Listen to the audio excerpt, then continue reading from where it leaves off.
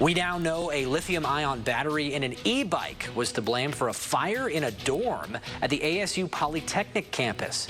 Mesa Fire sent us these photos showing that charred-up bike. The e-bike was plugged in when it caught fire. Nobody was hurt.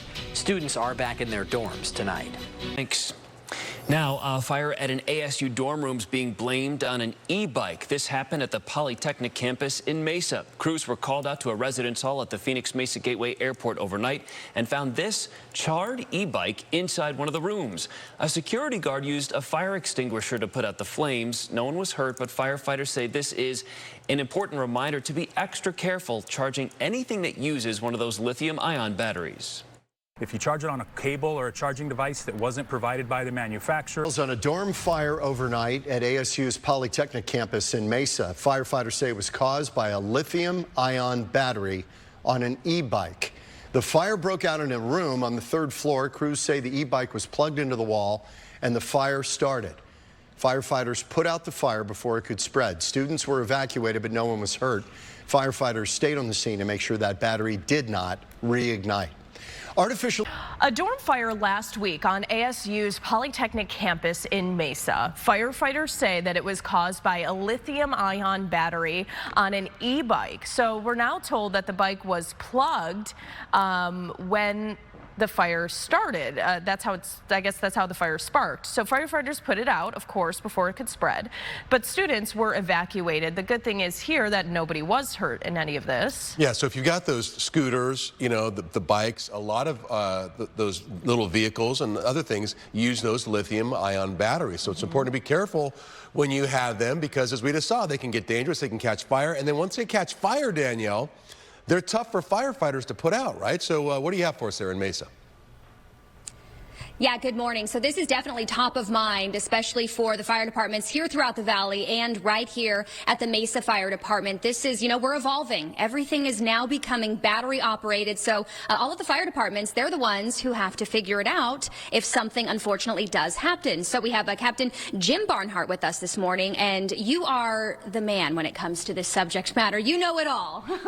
Well, we're trying, and I'm helped out by a whole lot of other fire departments. And so the situation on ASU's Polytechnic campus, what happened? So January 24th, we had a fire at approximately 1 o'clock in the morning in the dorm room at ASU's Polytechnic campus. There was a student charging his e-bike in his dorm room when he woke up and heard a loud noise and recognized the fact that his e-bike was burning.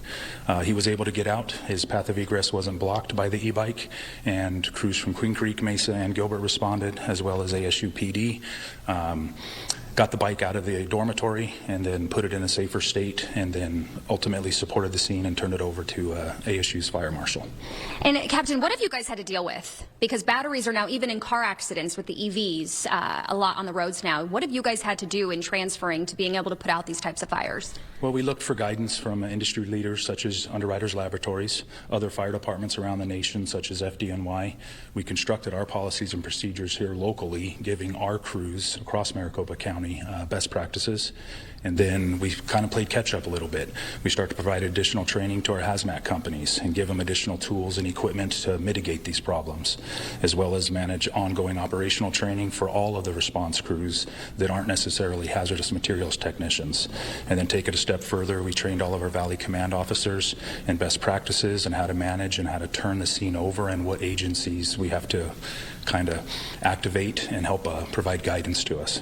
And the differences between a traditional fire, if you will, and an EV or a battery, lithium. So we look at legacy furnishings, and that's your old, all natural, nothing synthetic inside of a house. It could take upwards of 25 minutes for that fire to go to flash over. When we look at modern synthetic furnishings, those that are petroleum-based and plastic-based, those brought us to a flash over in roughly 3 to 4 minutes. Our lithium-ion fires move us to that very dangerous, very toxic fire in 24 seconds. Wow. And what do you guys do? Once the fire, this isn't just spraying water on it and then it's done. No, we look for, obviously we respond to everything to protect life, and then we protect property. Once we can stabilize, either remove that battery or overpack it or submerge it, we still have to get it to a safe state and ultimately in for reclamation or recycling. So hazmat crews do things we call overpacking to put it in a safe state that won't allow it to run into thermal runaway or continue to burn. And then we have to look for help and guidance from battery or hazmat remediation companies to come in and take those from us or bring them to household hazardous waste for ultimate disposal.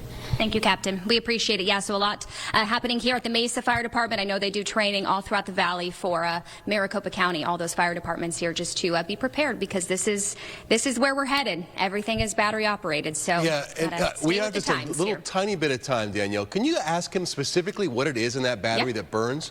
What is it that's burning that's so hard to get out? What is burning in that battery that makes it so hard for it to be put out? It's a chemical reaction, right? I hesitate to get into the science of it, down to down into the weeds, but it's a chemical chain reaction that's happening where the battery continues to self-heat up, and it continues to heat additional cells, which causes them thermal damage. They catch fire, and it moves cell to cell to cell. So, and one thing that you pointed out really quick, if we do have enough time for this, depending on how charged the battery is, if you're at 100%, that fire is going to be worse than if your battery was at 2%. Absolutely. Whether it's a button battery that you would use in let's say a toothbrush or an EV battery, the problem's the same, but the size and scope of our problem directly correlates to the size of the battery and the state of charge it has. More energy in the battery, more problems on the back end for us. Thank you, Captain. We appreciate it. Guys, we'll send it back to you. Yeah, so it creates its own heat as it goes there. All right. Thank you, Danielle.